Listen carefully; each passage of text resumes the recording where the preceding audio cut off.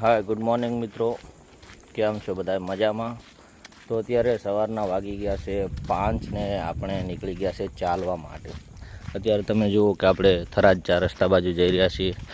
ચારે બાજુ સુનસાન છે, બધી બાજુ કોઈ હજી દુકાનો બીજી ખોલી નથી અને એકદમ સુનસાન છે ને આપણે ચાલવા જઈ રહ્યા છીએ.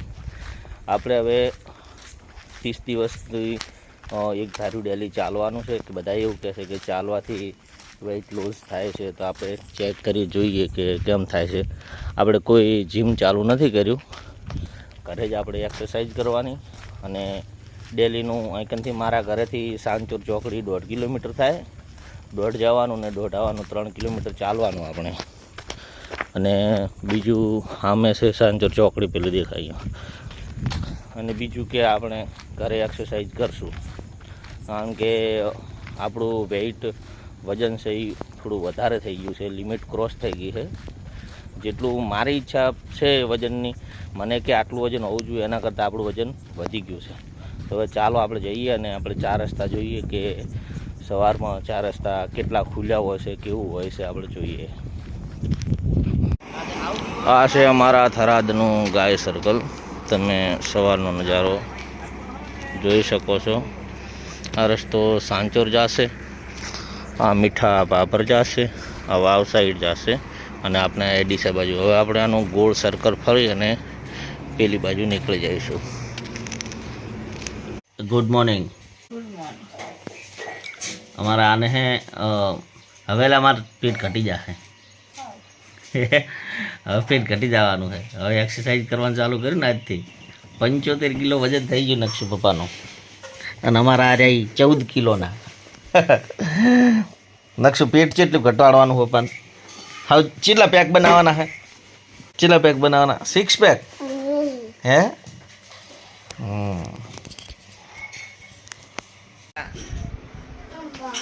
બોલ. જો 50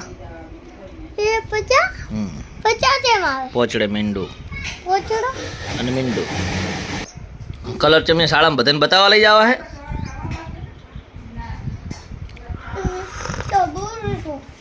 તો ઘરે આવીને કલરિયાનું કામકાજ ઘરે આવીને પૂરવાનું હોય. ચોળા ખાવા? નહીં ખાવા. થઈ જા, ખાઈને જા, થોડે ભૂખ લાગશે પછી શાળાએ. તો હવે વાગી ગયા છે 10:30 અને આપણે નક્ષુભાઈને શાળાએ મૂકવા જવાનું છે. આજે ચાલીને જવાનું છે. નક્ષુભાઈને આવી રહ્યું છે. નક્ષુભાઈ શું થાય રહ્યું આજે? જોર આવેલું છે. હે શું થાય? પગ દુખે? ઓહો, બોલો, પગ દુખે. હેડીને જવાનું છે ને એટલે આજે બાઇક નહીં લીધું, હાથે કરીને કીધું આજે હેડતા મૂકવા જવું.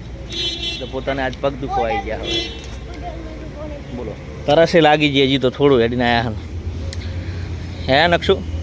કાંઈ હેડતું જવાનું હોય તો ઘણી તરસ લાગી જાય. હેડો તો હવે આજે હેડતા. તો મિત્રો હવે વાગી ગયા છે 4 અને આપણે જે દુકાનથી લાવ્યા હતા ને શર્ટ બનાવવા, એ હવે આપવા જવાનું છે. આવી રીતના શર્ટ બનાવવા લાવવાના હોય, બજારમાંથી લાવ્યા હતા આપણે. એક દુકાનનું કામ બાંધેલું છે એ જગ્યાએથી. હવે આખું આ શર્ટ એક બનાવીએ ને કટિંગ કરીને આપે, દોરાઈ આપે, અંદર મટીરિયલ જે કોલર કફ પટ્ટી છે એ આપે. ઘરે લઈને આપણે ચોંટાડવાનું હોય અને ઇસ્ત્રીથી, પછી એને શર્ટ બનાવવાનું. તારે એક શર્ટ બનાવીએ તારે આપણને 80 રૂપિયા મળે. બોલો. અને બધા કે તમારે તો કે દરજી કામમાં લોટ કમાવાનું. આખું એક શર્ટ બનાવીએ તારે 80 રૂપિયા મળે આપણે. હવે 3 શર્ટ બનાવ્યા, હવે 3 શર્ટ આપણે જમા કરાવી દઈએ. નક્ષુભાઈ શાળાએથી આવી ગયા છે. પોતે હજી પહેલા ધોરણમાં નહીં આવ્યા, બાલવાટિકામાં આવ્યા છે. અને બાલવાટિકામાંથી જ એમની શાળામાં પોતાને ગણિત ભણાવવામાં આવે છે. જો બાદબાકી કરે છે. બાદબાકી કરવાની બહુ સરસ રીત છે. પેલો 4 છે ને તો 4 મેડા કરી દેવાના, પછી આ 2 છે તો 2 મેડા કરી દેવાના, પછી ઉપર કેટલી સંખ્યા 2 છે ને તો અહીંથી જેટલા મેડા નીચે હોય ને, નીચે જેટલી સંખ્યા હોય ને એટલા મેડા ઉપર ચાકી દેવાના. જો 2 ચાકી દીધા તો જેટલા વધ્યા જવાબમાં 2 વધ્યા તો 2 લખવાના. 4માંથી જાય તો 2, ડાયરેક્ટ ના ખબર પડે છોકરીને. એટલે હવે આ 4માંથી 4 જાય તો 0 આવે ને, તો 4 મીંડા ઉપર કરે ને 4 નીચે કરે. હવે આ ચેકી નાખે તો એનો જવાબ આવ્યો 0. હવે ઉપર આ કંઈક કરીને બતાવી દો. આ કરીને બતાવ્યા ના હા એ કર રેડી પૂછો રેડી હવે જવાબ લાવો હેડો એનો નીચે જેટલી સંખ્યા હોય ને એટલી ઉપર ચેક આ બગડે બે એટલે હા એટલે વધે આ બગડે બે જવાબમાં કેટલા આવશે બગડે વાહ વાહ વાહ સરસ સરસ સરસ તને ગણિત લખવું ઘણું સારું ફાવે કે પેલા શબ્દો લખવા મજા આવે છે ગણિતમાં મજા આવે નહીં ચલો ભાઈ અને અમારે ગણિતમાં મજા આવે આટલા મેડમ જો હવે બીજું લેસન એવું છે નકશુભાઈને કે અક્ષર જોડવાના કક્કાના અક્ષર સાહેબે આડાવાળા લખી આલ્યા છે બધા અડધા હોય ને અડધા હોય એમ એ અક્ષર હવે જોડવાના એ શું છે કયો અક્ષર છે હા ને શું છે હતું મને મ જોડ્યો ગ ને ગ જોડ્યો રેડી રેડી એ રીતના જોડવાના એમ ને બધા અક્ષર આવી રીતના છોકરાને આ પદ્ધતિથી યાદ સારું રહે એમ